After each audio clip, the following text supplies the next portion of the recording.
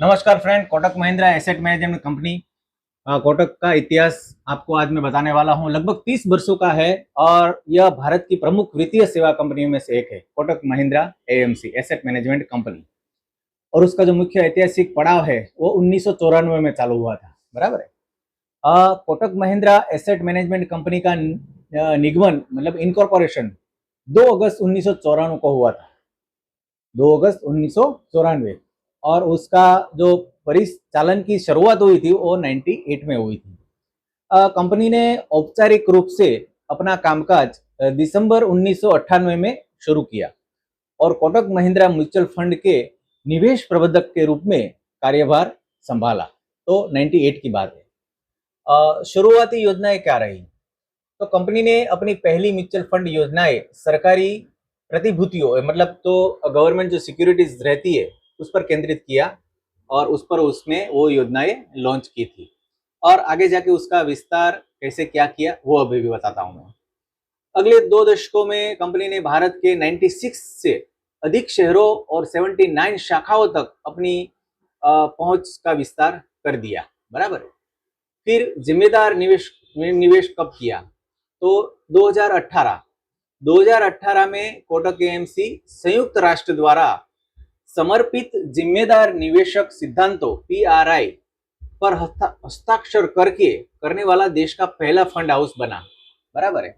और विविधीकरण कैसे क्या हुआ? तो 2020 से हुआ है। 2020 से के दशक की शुरुआत में हमने अंतरराष्ट्रीय रियल एस्टेट निवेश ट्रस्ट आरईआईटी जिसको बोलते हैं और निजी क्रेडिट जैसी नई श्रेणियों में अपने पोर्टफोलियो का विस्तार किया। तो ये सारी बातें कोटक एएमसी की है। अभी आप जानते हैं कि वर्तमान स्थिति और नेतृत्व स्थिति अभी क्या है।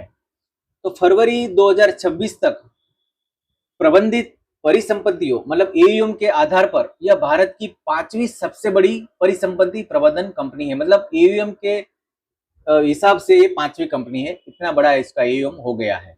इसका जो मुख्यालय है तो इसका मुख्यालय मुंबई महाराष्ट्र में स्थित है। और प्रमुख व्यक्तित्व मतलब कौन संभाल रहा है मेन, तो इसके वर्तमान अध्यक्ष उदय कोटक है और मैनेजिंग डायरेक्टर मतलब एमडी जिसको बोलती है और सीईओ नीलेश शाह है। स्वाभिमत्व तो यह कोटक महिंद्रा बैंक लिमिटेड की पूर्ण स्वाभिमत्व वाली सहायक कंपनी है। मतलब कोटक बैंक की ही एक कंपनी है। तो ये सारी बातें कोटक एएमसी की थी। बड़ी अच्छी कंपनी है। अच्छा रिटर्न दे रही है।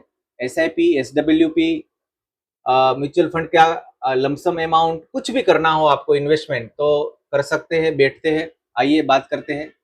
और खास करके ये जो वीडियो मैंने बनाया है आपके जानकारी के लिए बनाइए, उसको लाइक कीजिए, शेयर कीजिए, कमेंट कीजिए, फॉलो कीजिए चैनल को और आगे बढ़ाइए। अपने दोस्तों को फ्रेंड को बताइए ताकि इसका आगे जाके खूब अच्छा परिणाम निकले।